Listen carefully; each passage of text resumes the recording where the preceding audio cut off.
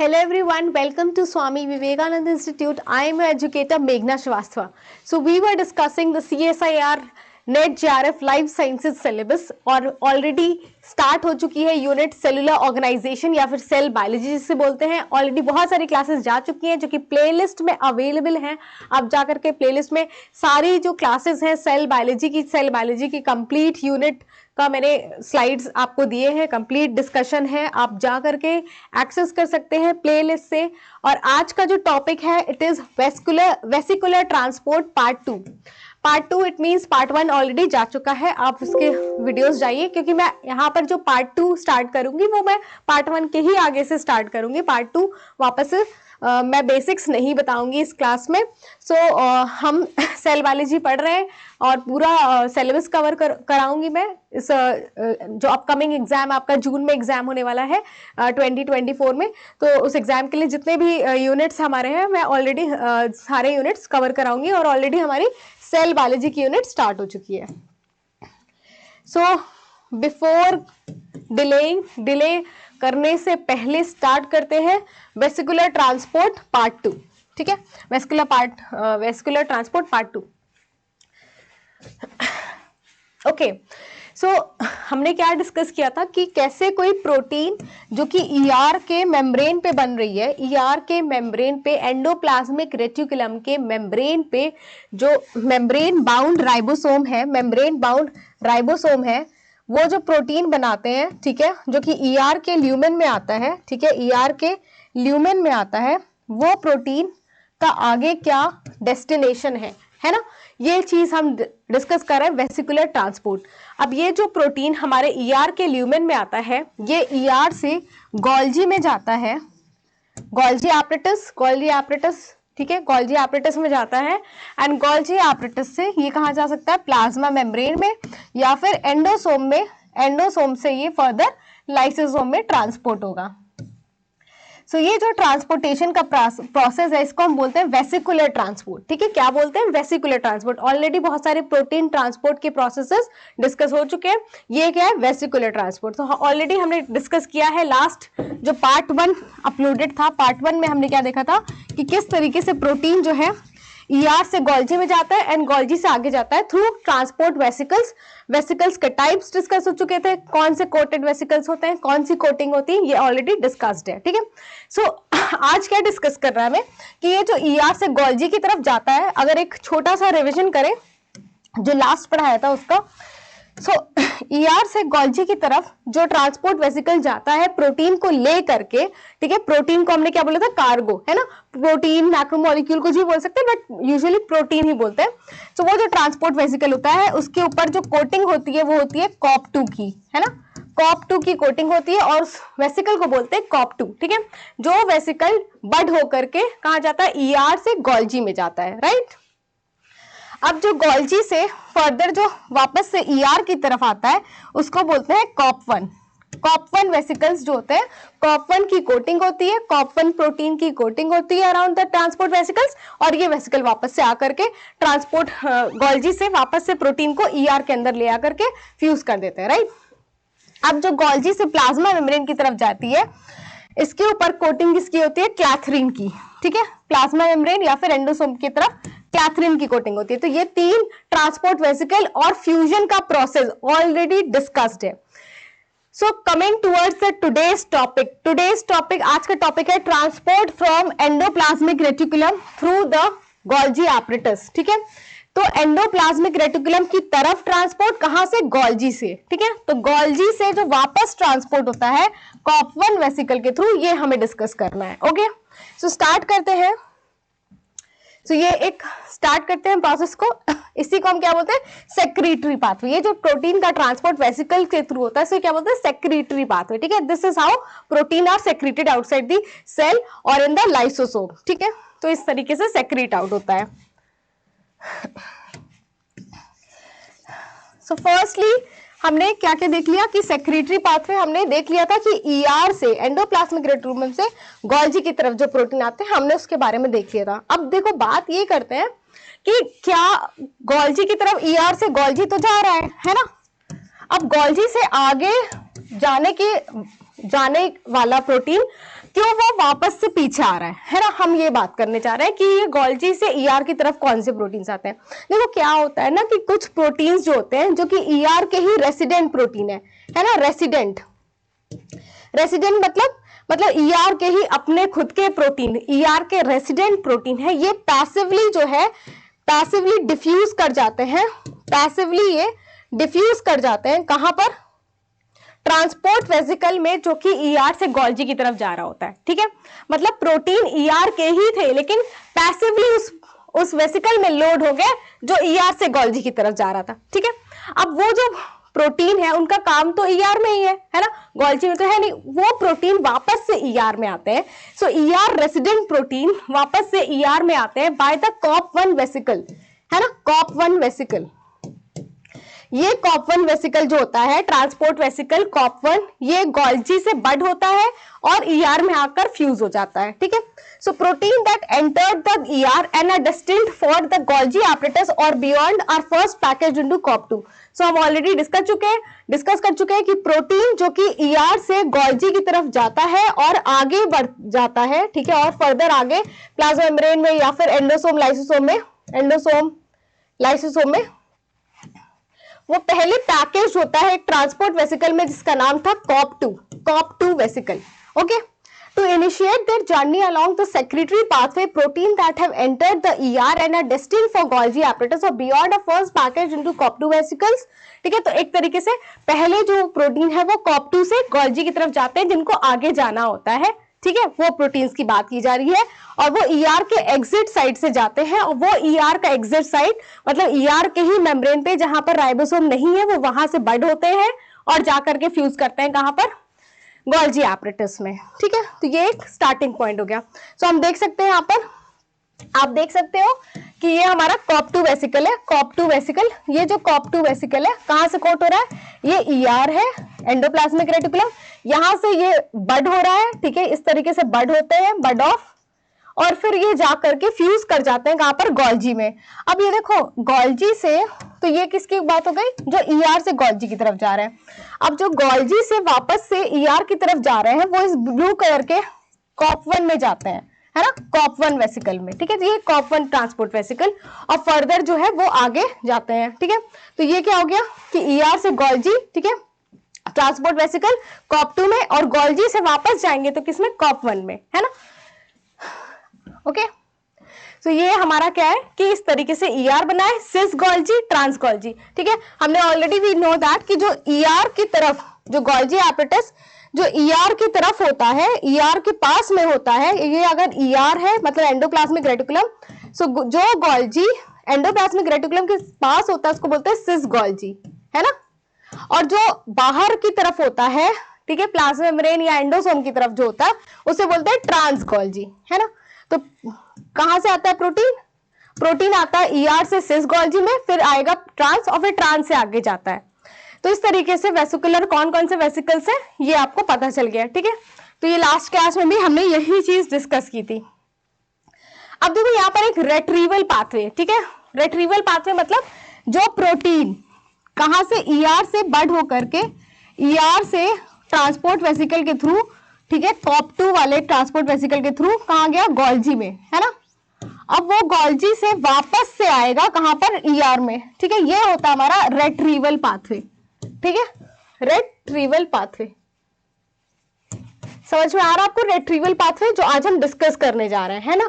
रेट्रीवल pathway में हम देखेंगे कि कैसे प्रोटीन जो ईआर के रेसिडेंट मतलब वो ईआर के ही प्रोटीन थे बट वो पैसिवली क्या हो गया, उस वेसिकल में चले गए जो कि गोल्जी की तरफ जा रहा था, जो कि हमारा कॉप2 वेसिकल था। अब उसी कॉप2 वेसिकल से वापस जो है कॉप2 से नहीं आकर के कॉप1 जो है वो वापस छोड़ने आएगा ईआर के रेसिडेंट प्रोटीन को। ये हमारा रेट्रीवल पाथवे है। ठीक है,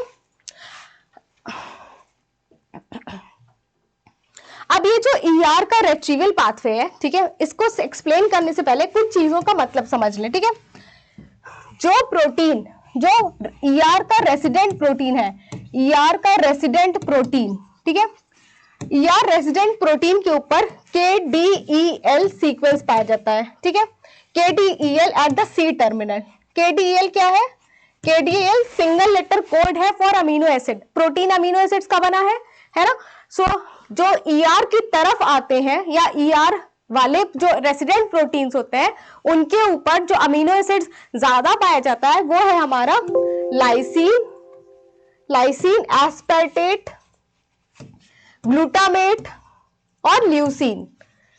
ठीक है, तो ये अमीनो एसिड सीक्वेंस है जिनको सिंगल लेटर कोड में KDEL, ठीक है। के किसको बोल रहे हैं, लाइसीन को, डी बोल रहे हैं एस्पार्टेट को, ई बोल रहे हैं ग्लूटामेट को, एल बोल रहे हैं ल्यूसीन को।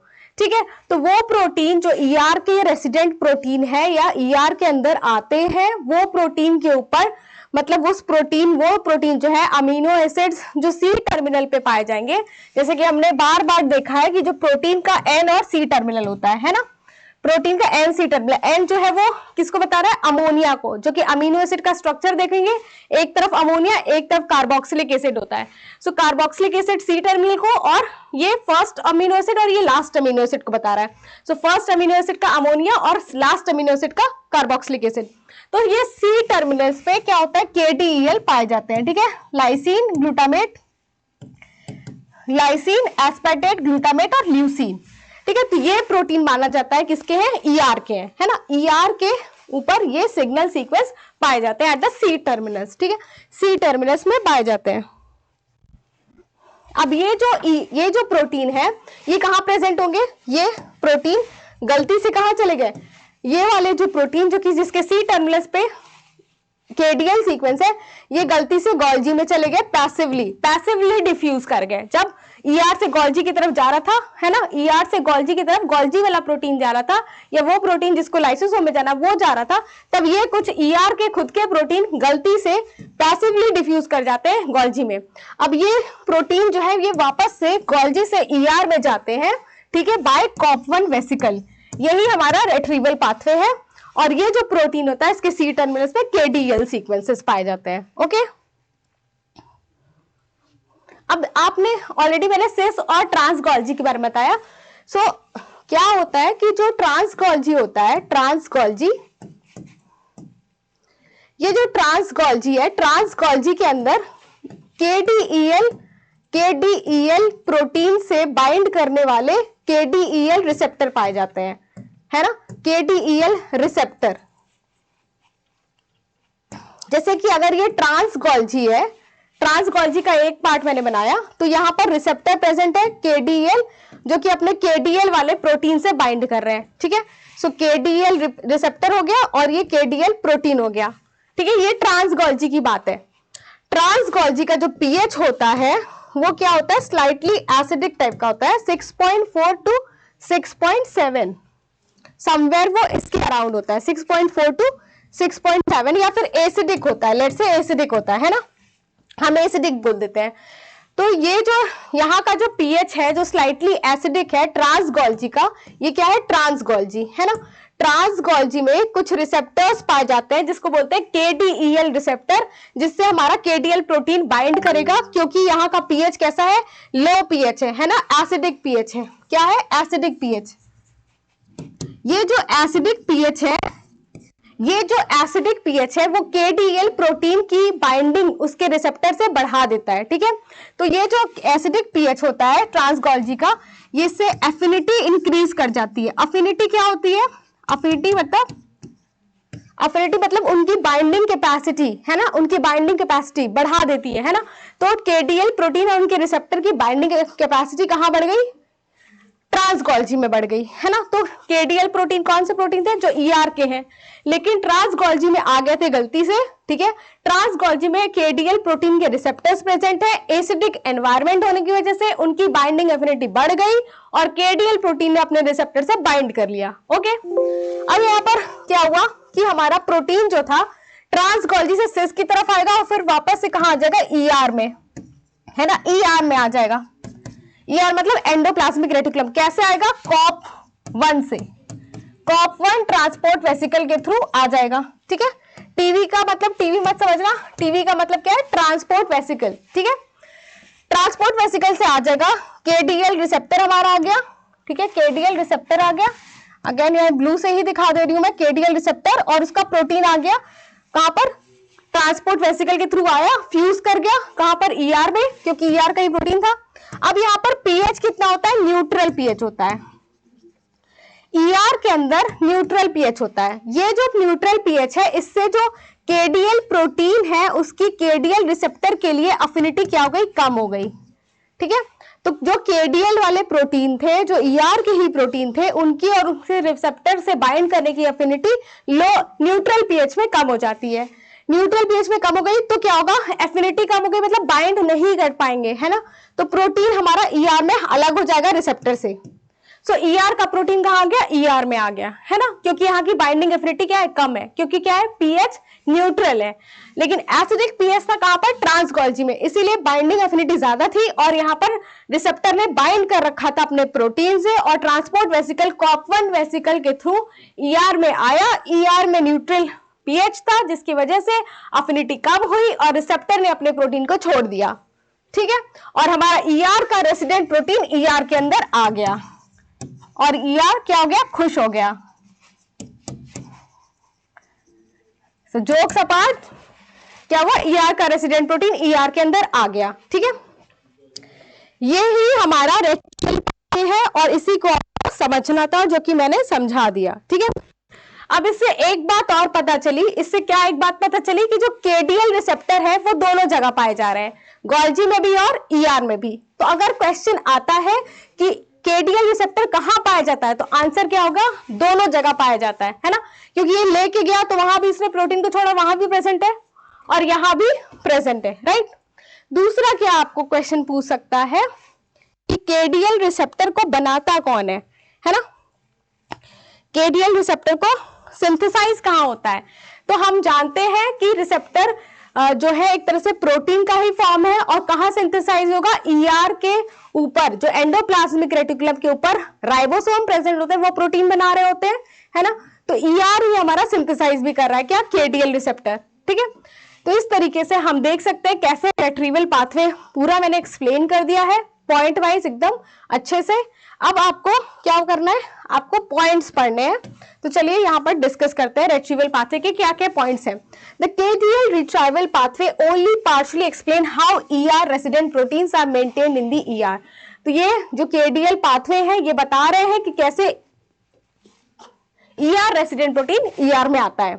केडीएल रिसेप्टर कहां बाइंड करते हैं, केडीएल सीक्वेंस से, ठीक है, जो कि गोल्जी में बाइंड करते हैं और रिलीज करते हैं ईआर में। ठीक है, the markedly different affinity between, अब देखो अफिनिटी क्या है, डिफरेंट है। ठीक है, अफिनिटी रिसेप्टर और केडीएल सीक्वेंस की डिफरेंट है, कहां पर, लो पीएच है गोल्जी में, इसकी वजह से हाइड्रोजन आयन पावर की वजह से लो पीएच होता है गोल्जी में, तो अफिनिटी क्या है, ज्यादा है ना। न्यूट्रल पीएच पे अफिनिटी क्या है, अफिनिटी क्या होती है, लो होती है। लो अफिनिटी से क्या होगा, मतलब बाइंड नहीं कर पाएंगे, अफिनिटी कम है। सो केडीएल रिसेप्टर की ईआर में क्या होता है, सॉर्टिंग सीक्वेंस से बाइंड करता है, केडीएल रिसेप्टर ईआर गोल्जी दोनों में होता है, केडीएल रिसेप्टर सिंथेसाइज होता है ईआर में। वही सेम पॉइंट जो मैंने अभी एक्सप्लेन किया वो यहाँ पर मेंशन्ड है। तो ये आपका रेट्रीवल पाथवे है, इससे क्वेश्चन आया है एग्जाम में, इसीलिए ये इंपॉर्टेंट है, आपको पता होना चाहिए कि केडीएल सीक्वेंस क्या है, रिसेप्टर कहाँ है, कहाँ बाइंडिंग ज्यादा है, कहाँ बाइंडिंग कम है, क्यों ज्यादा है, क्यों कम है, ये सारे पॉइंट्स ऑलरेडी मैंने डिस्कस कर लिया है और आपको ये पॉइंट्स पता होने चाहिए। ठीक है,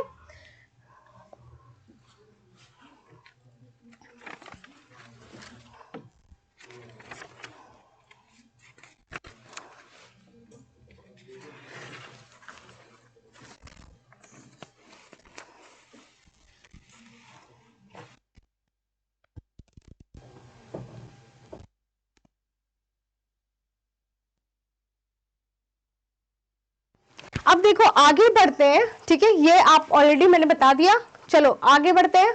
ये अगेन आप देख सकते हो, ये बहुत ही अच्छा डायग्राम है जहां पर हमें ये ईआर है ना, ये ईआर है और ये हमारा सिस गोल्जी हो गया और ये हमारा ट्रांस हो गया। ठीक है, और ये मीडियन हो गया। ठीक है, बीच का पार्ट। आप देखो सबसे पहले फोकस करो यहाँ पे। ठीक है, ये हमारा क्या है, ये गोल्जी को रिप्रेजेंट कर रहा है, उसी गोल्जी को थोड़ा सा बढ़ा करके दिखा दिया है। गोल्जी में आप देख सकते हो ये जो है, गोल्जी में देखते हैं क्या है।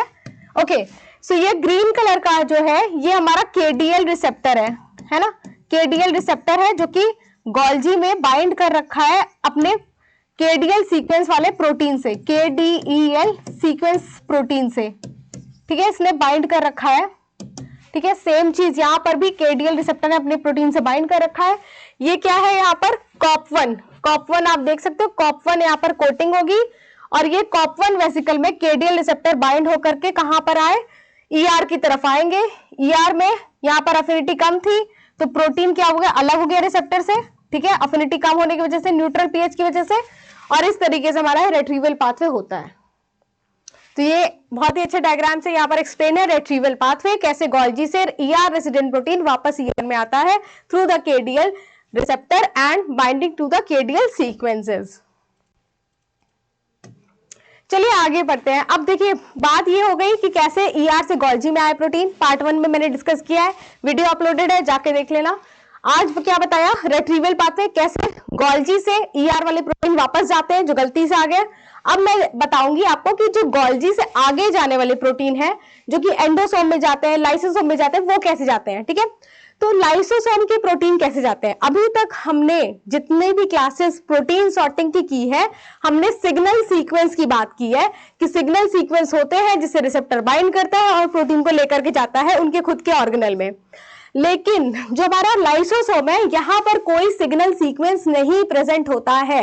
जो लाइसोसोमल प्रोटीन्स होते हैं, जो लाइसोसोम के प्रोटीन्स है जिनको लाइसोसोम के अंदर आना है, लाइसोसोम में क्या पाया जाता है, अगर आप रिकॉल करें जब मैंने सेल ऑर्गेनल्स पढ़ाया था तो लाइसोसोम के अंदर एसिड हाइड्रोलेसिस पाए जाते हैं, है ना, हाइड्रोलेसिस पाए जाते हैं, हाइड्रोलेसिस, ये एसिड हाइड्रोलेसिस, ठीक है। ये हाइड्रोलेसिस क्या होते हैं, प्रोटीएज, न्यूक्लियस, सल्फेटेजेस, फॉस्फेटेजेस, जो कि क्या करते हैं, डिफरेंट चीजों को डिग्रेड करते हैं, है ना। तो यहाँ पर लाइसोसोम में ये एंजाइम्स पाए जाते हैं, लाइसोसोमल एंजाइम्स, ठीक है, लाइसोसोमल हाइड्रोलेसिस जिनको बोला जाता है। अब ये जो लाइसोसोमल हाइड्रोलेसिस है, ये बन कहाँ रहे, ईआर में। अभी हमने देखा कि ईआर के ही राइबोसोम पे प्रोटीन बनता है और ईआर में आता है ल्यूमेन में, फिर गोल्जी में जाएगा, फिर आगे जाएगा, ठीक है। तो ईआर के अंदर ये लाइसोसोमल हाइड्रोलेसिस बनते हैं, लाइसोसोमल हाइड्रोलेसिस, ये लाइसोसोमल हाइड्रोलेसिस ईआर के अंदर बनते हैं, ठीक है। और ये अलग अलग तरीके के हो सकते हैं, जैसे न्यूक्लियस, ठीक है, प्रोटीएज, सल्फेटेजेस, ठीक है। अब ये जो हमारे लाइसोसोमल हाइड्रोलेसिस है, ठीक है, ये जो हमारे लाइसोसोमल हाइड्रोलेसिस है जो कि ईआर में बनते हैं, ईआर में हमने ऑलरेडी पढ़ा है ना, बहुत सारे मॉडिफिकेशंस होते हैं प्रोटीन के, है ना, हमने डिस्कस किया था कहां पर, जहां सेल ऑर्गेनल्स पढ़ा रही थी मैं, ईआर का, है ना। ईआर में हमने ऑलरेडी देखा था एंडोप्लाज्मिक रेटिकुलम यानी ईआर में कौन कौन से मॉडिफिकेशंस होते हैं, थोड़ा बहुत डिस्कस किए थे हमने, आप वीडियोस जाकर देख सकते हो। तो ऐसा ये जो लाइसोसोमल हाइड्रोलेसिस है, ठीक है, इनके ऊपर क्या होता है, एक टैगिंग की जाती है, ठीक है, टैगिंग क्या है, एक ग्रुप ऐड किया जाता है, एक ग्रुप ऐड किया जाता है इन एसिड हाइड्रोलेसिस पे, उस ग्रुप के अकॉर्डिंग ये अपने लाइसोसोम में जाते हैं। ये कौन सा ग्रुप है, मैनोज, इनके मैनोज पे क्या होता है, 6 पोजीशन पे फॉस्फेट ऐड किया जाता है, ठीक है, मैनोज 6 फॉस्फेट ग्रुप ऐड किया जाता है। ये जो है मैनोज 6 फॉस्फेट ग्रुप, ये उस प्रोटीन पे या उस लाइसोसोमल एंजाइम पे ऐड होता है जो कि कहां जाने वाले हैं, लाइसोसोम के अंदर जाने वाले हैं, ठीक है। और ये जो है वेरियस ईआर और गोल्जी के ल्यूमेन में होता है, ठीक है। यूजुअली क्या होता है, सिस गोल्जी में, है ना, सिस गोल्जी में होता है, सिस गोल्जी ल्यूमेन के अंदर ये एडिशन होता है किसका, मैनो 6 फॉस्फेट ग्रुप को ऐड किया जाता है एसिड हाइड्रोलेसिस या लाइसोसोमल हाइड्रोलेसिस पे टैगिंग की जाती है या मार्क किया जाता है, ठीक है। अब जो हमारा ट्रांस गोल्जी, ये तो सिस गोल्जी की बात हो गई, ठीक है। वेरियस मॉडिफिकेशन होते हैं, एन लिंक्ड ओलिगोसैकेराइड, ठीक है, ये जितने भी ओलिगोसैकेराइड का होता है, ये सारी चीजें। इसके बाद ही क्या होता है, मैनो 6 फॉस्फेट ग्रुप का एडिशन होता है लाइसोसोमल हाइड्रोलेसिस पे at the cis Golgi lumen.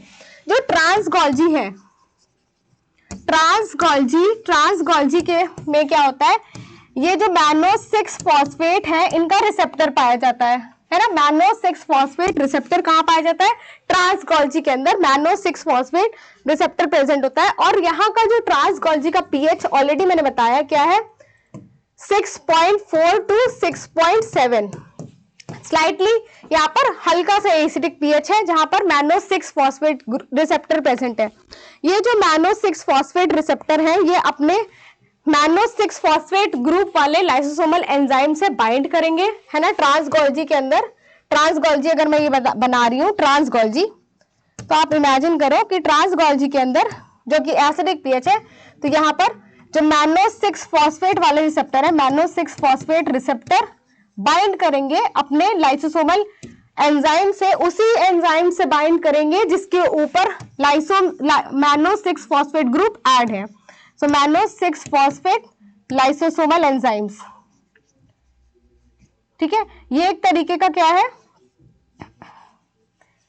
एक तरीके का ये क्लू है या एक तरीके का ये रिप्रेजेंटेशन है कि ये प्रोटीन लाइसोसोम के अंदर जाने वाला है। ये बाइंडिंग तभी होगी जब मैनो 6 फॉस्फेट ग्रुप जो है वो ऐड होगा, ठीक है।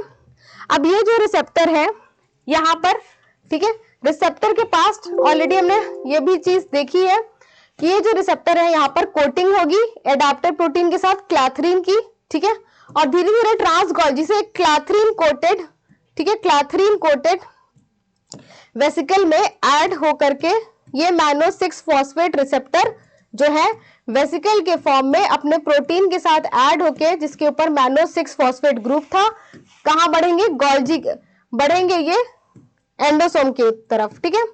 सो ये मैनो 6 फॉस्फेट रिसेप्टर हो गया जो कि बाइंडेड है किससे, मैनो 6 फॉस्फेट ग्रुप से, मैनो 6 फॉस्फेट ग्रुप वाले एंजाइम से, ठीक है। सो हमने ऑलरेडी देखा था कि क्या जो ट्रांसगोल्जी से बाहर की तरफ जाता है, कहां पर जाता है, लाइसोसोम या एंडोसोम की तरफ जाता है, वो कोटेड होता है किससे, क्लैथरीन कोटेड वेसिकल, ठीक है। ये क्या है, क्लैथरीन कोटेड वेसिकल्स। ऑलरेडी क्लैथरीन का नाम अपने पढ़ा है कहां पर, transport of macromolecules across plasma membrane वाले वीडियो में, आप जाकर के देखना। सो क्लैथरीन कोटेड वेसिकल का फॉर्मेशन होगा। ये क्लैथरीन कोटेड वेसिकल जाएंगे और फ्यूज करेंगे किसके साथ, ये फ्यूज करेंगे एंडोसोम के साथ, ठीक है, एंडोसोम के साथ फ्यूज करेंगे, ठीक है। एंडोसोम के अंदर भी पीएच कितना है, 6 है, 6 पीएच है। ये एंडोसोम जो होता है लाइसोसोम से फ्यूज करता है और लाइसोसोम का हाइड्रोलेज जो है वो लाइसोसोम के अंदर आ जाता है। सो लाइसोसोम वाला एंजाइम कहां गया, लाइसोसोम के अंदर। सो ये था हमारा क्या, कि कैसे लाइसोसोम का एंजाइम लाइसोसोम के अंदर आ रहा है। ऑलरेडी हमने क्या देख लिया था, बाकी सारे सबका देख लिया था, लाइसोसोम का रह गया था। तो ट्रांसगोल्जी में पीएच कितना है, 6.4 to 6.7। यहाँ पर रिसेप्टर्स प्रेजेंट है जिसका नाम, जो कि मैनो 6 फॉस्फेट वाले रिसेप्टर प्रेजेंट है और वो बाइंड करेंगे उसी एंजाइम से जो उसके ऊपर कौन सी टैगिंग होगी, मैनो 6 फॉस्फेट ग्रुप प्रेजेंट होगा। मैनो 6 फॉस्फेट ग्रुप वाले रिसेप्टर अपने एंजाइम से बाइंड करेंगे और वहां पर क्लैथरीन कोटेड पिट का फॉर्मेशन होगा, क्लैथरीन कोटेड वेसिकल बनेगा। फिर वो क्लैथरीन कोटेड वेसिकल में अनकोटिंग होगी क्लैथरीन की और वेसिकल का फ्यूजन हो जाएगा एंडोसोम से, एंडोसोम से आएगा लाइसोसोम में और लाइसोसोम के एसिड हाइड्रोलाइसिस या लाइसोसोम के एंजाइम्स होंगे वो लाइसोसोम के अंदर आ जाएंगे और अपना काम करेंगे, अपना फंक्शन करेंगे, राइट। तो ये हमारा प्रोसेस है कि कैसे ट्रांसपोर्ट हो रहा है एंजाइम्स का लाइसोसोमल हाइड्रोलाइसिस का, कहां पर, लाइसोसोम में। ओके, पॉइंट्स देख लेते हैं पहले। सो यहाँ पर मैंने बताया है कि लाइसोसोम एक मेम्ब्रेन एनक्लोज्ड ऑर्गेनल है, ठीक है, मेम्ब्रेन एनक्लोज्ड ऑर्गेनल है लाइसोसोम, ठीक है, जिसमें 40 हाइड्रोलिटिक एंजाइम्स होते हैं। हाइड्रोलिटिक एंजाइम्स वही एंजाइम जो कि डिग्रेडेशन करेंगे, ठीक है, हाइड्रोलिसिस करेंगे किसी चीज का, रिस्पॉन्सिबल फॉर द डाइजेशन, ठीक है। तो ये जो हाइड्रोलिटिक एंजाइम्स है क्या करते हैं, डिग्रेडेशन या डाइजेशन ऑफ मैक्रोमोलिक्यूल्स, बड़े मॉलिक्यूल्स का। Okay, lysosomes are therefore a major site for degradation. तो एक तरह से मेजर साइट होता है डिग्रेडेशन और रिसाइक्लिंग के लिए protein, nucleic acid, lipid and even whole organelle, ठीक है, क्योंकि यहाँ पर एंजाइम्स प्रेजेंट जैसे लाइपेसेस है ना, न्यूक्लियसेस, प्रोटीएसेस, तो यहाँ पर इन सारी चीजों का डिग्रेडेशन और रिसाइक्लिंग होती है। यहाँ पर जो पैकेजिंग होती है लाइसोसोमल हाइड्रोलेज की ट्रांसगोल्जी नेटवर्क से, ट्रांसपोर्ट वेसिकल से कहा, एंडोसोम में जाते हैं, ठीक है। The vesicle that leave trans Golgi network for endosome incorporate lysosomal protein and exclude many other protein, ठीक है, बाकी सारे प्रोटीन को छोड़ के सिर्फ लाइसोसोमल हाइड्रोलेजेस जाएंगे लाइसोसोम में। कैसे जाएंगे, जिसके ऊपर मैनो 6 फॉस्फेट टैग हो जाएगा। आगे देखते हैं। अब यहाँ पर क्वेश्चन है, how are lysosomal hydrolases recognised, कैसे वो रिकॉग्नाइज्ड हो रहा है ट्रांस गोल्जी नेटवर्क में कि लाइसोसोम के हैं और कैसे वो लाइसोसोम की तरफ जा रहे हैं। तो यहाँ पर यही है कि नैनो 6 फॉस्फेट ग्रुप जो है वो ऐड होता है यूनिकली कहां पर, उन ओलिगोसैकेराइड्स पे जो कि ऑलरेडी मॉडिफाइड वे में प्रेजेंट है, ठीक है, और यहाँ पर सिस गोल्जी नेटवर्क में, ठीक है। आप यहाँ पर पॉइंट्स पढ़ सकते हैं। ट्रांस मेम्ब्रेन प्रोटीन जिसका नाम है mannose 6 phosphate receptor protein trans Golgi network में प्रेजेंट होता है। ये रिकॉग्नाइज करता है मैनो 6 फॉस्फेट ग्रुप वाले लाइसोसोमल हाइड्रोलेजेस को, ठीक है, जहां पर पीएच क्या है 6.5 टू 6.7, और इस तरीके से अर्ली एंडोसोम में आएगा जहां का पीएच है 6, और अर्ली एंडोसोम से कहा जाएगा लाइसोसोम में। एसिड हाइड्रोलेजेस जो कि लाइसोसोम में डाइजेशन का काम करते हैं, डिग्रेडेशन का काम करते हैं, मैक्रोमोलिक्यूल्स का, प्रोटीन्स का, वो कहां आ जाएंगे लाइसोसोम में, ठीक है। तो हमने ऑलरेडी क्या पढ़ा है, प्रोटीन का ट्रांसपोर्ट या प्रोटीन सॉर्टिंग, हमने सब कुछ पढ़ लिया है उसका, सारे ऑर्गेनेल्स में कैसे जाते हैं। न्यूक्लियस से स्टार्ट किया था, mitochondria, nucleus, chloroplast, peroxisome, endoplasmic reticulum and then the secretory path है जिसमें endoplasmic reticulum to Golgi, Golgi to further हमने प्रोटीन का ट्रांसपोर्ट पढ़ लिया है, सब कुछ पढ़ लिया है। सीक्वेंस वाइज प्लेलिस्ट में प्रेजेंट है, आप प्लेलिस्ट में जाइए, समझिए, एक एक वीडियोस को समझिए, आपको पूरा प्रिपेयर हो जाएगा फॉर द CSIR 2024 जून। अगर आप जून को टारगेट कर रहे हैं तो ये आपके लिए बहुत ही अच्छे स्लाइड्स हैं और सारे क्वेश्चंस भी मेंशन्ड है। चलिए एक क्वेश्चन देखते हैं, अभी हमने जितनी बातें की उससे रिलेटेड क्वेश्चन देखते हैं। ओके, सो यहाँ पर एक क्वेश्चन प्रेजेंट है जो कि CSIR में पूछा हुआ क्वेश्चन है, पार्ट सी का क्वेश्चन है। सो पूछा है, क्वेश्चन है, following statement are made about KDL receptor. तो फॉलोइंग स्टेटमेंट KDL रिसेप्टर के बारे में बातें कही गई हैं, पहले पढ़ते हैं। ए क्या है, KDL receptor is found in COP1 vesicle, ठीक है। KDL रिसेप्टर जो है COP1 वेसिकल में पाया जाता है ना, पाया जाता है, COP1 में पाया जाता है, तभी तो जाता है ना ER की तरफ। तो ये सही लग रहा है हमें, है ना, सही लग रहा है। KDL receptor affinity for KDL sequence is high at higher pH. ये बिल्कुल गलत स्टेटमेंट है, हायर पीएच नहीं, एफिनिटी ज्यादा कब होती है, जब लो पीएच होगा। लो पीएच में KDL रिसेप्टर की एफिनिटी KDL सीक्वेंस के लिए क्या होती है, ज्यादा होती है, ठीक है। अफिनिटी हाई, अफिनिटी ज्यादा होगी किसकी, KDL रिसेप्टर की for KDL sequence, KDEL sequence, okay. तीसरा यहाँ स्टेटमेंट है, KDL receptor is synthesised on the ER, ठीक है। KDL सीक्वेंस जो होता है वो ER में सिंथेसाइज्ड है, ठीक है। KDL receptor is present in the ER and Golgi, ठीक है, ER और गोल्जी दोनों में प्रेजेंट है। तो ये भी स्टेटमेंट सही है, ये भी सही है। तो KDL रिसेप्टर ER गोल्जी दोनों में प्रेजेंट था, अभी हमने देखा था, डिस्कस किया था, और सिंथेसाइज कहाँ होता है, ER में। तो ऑप्शन हमारा 3 हो गया, ठीक है। बी इसलिए नहीं हुआ क्योंकि यहाँ हायर पीएच लिखा है, lower pH, lower pH means acidic pH, acidic pH जहां पर कहाँ होता है, ये ट्रांस गोल्जी में, है ना। अभी हमने डिस्कस किया है जस्ट 5 मिनट 10 मिनट पहले कि ट्रांस गोल्जी नेटवर्क में एसिडिक पीएच होता है, लो पीएच होता है, उसके लिए अफिनिटी क्या होती है, हाई होती है। अफिनिटी किसकी होती है, हाई होती है for KDL receptor for KDL sequence, इसीलिए हमारा आंसर 3 हो गया। आंसर क्या है, 3। चलिए दूसरा क्वेश्चन पढ़ते हैं, ये अगेन पार्ट सी का क्वेश्चन है। The following statements are made with reference to membrane fusion. Membrane fusion के लिए फॉलोइंग स्टेटमेंट बताया गया है। मेम्ब्रेन फ्यूजन कहाँ मैंने बताया है, पार्ट 1 में, वेसिकुलर ट्रांसपोर्ट पार्ट 1 वाले वीडियो में। पहला स्टेटमेंट पढ़ते हैं, the snares trans membrane protein exist as complementary sets with V snare on the vesicle and T snare on the target। तो क्या बोल रहा है कि जो स्नेयर मेम्ब्रेन प्रोटीन्स हैं जो फ्यूजन करते हैं वो टारगेट मेम्ब्रेन पे V snare present, target membrane पे T snare और वेसिकल पे V snare प्रेजेंट है। ये स्टेटमेंट सही है कि गलत, बिल्कुल सही स्टेटमेंट है। हमने पढ़ा है इसी तरीके से कि V snare कहाँ होता है, वेसिकल पे, और T snare टारगेट पे।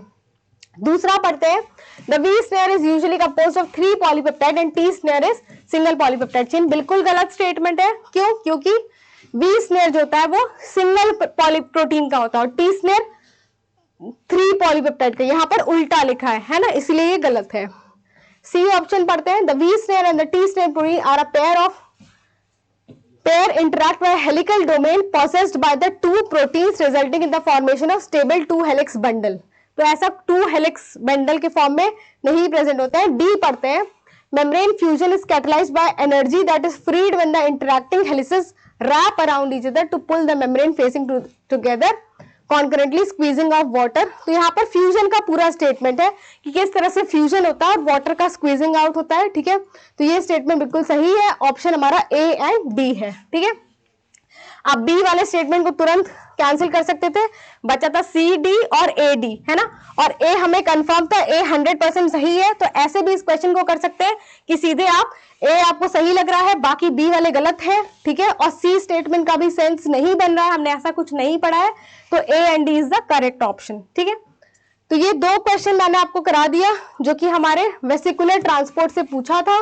वेसिकुलर ट्रांसपोर्ट अगेन मैं आपको बता दे रही हूँ, प्लेलिस्ट में ऑलरेडी पार्ट 1 प्रेजेंट है, पार्ट 1 पहले देखिए, then part 2। Okay, so this is all about the vesicular transport. यहाँ पर आपकी प्रोटीन सॉर्टिंग का प्रोसेस कंप्लीट होता है। नेक्स्ट वीडियोस में हम ऑटोफैजी पढ़ेंगे। So that's all for today's class. Thank you so much.